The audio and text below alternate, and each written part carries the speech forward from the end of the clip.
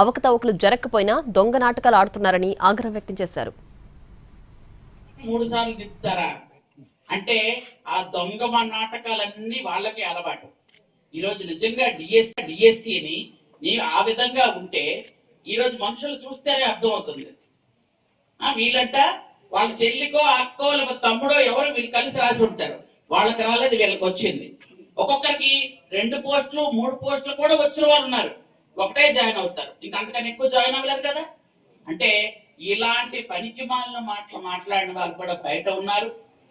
అలాంటి ఇంకా ఆ బుద్ధి లేకుండా జ్ఞానం లేకుండా ఇప్పటికి కూడా 2 సంవత్సరాల తరువాత 2 ఏళ్ళు ఆ ప్యాలెస్లో పడుకొని ఈరోజు నిద్ర మొత్తు వదిలి లేచి ఈరోజు మాట్లాడుతున్నారు.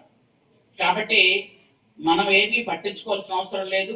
కొత్తగా వాళ్ళు వచ్చేది లేదు, మిమ్మల్ని తీసేది లేదు. నేను మళ్ళీ ఏంటంటే ఏదో పెద్ద వీరుడు, నేను వస్తా వాళ్ళని తీసేస్తా అంటున్నాడు. 16,000 మంది 5,000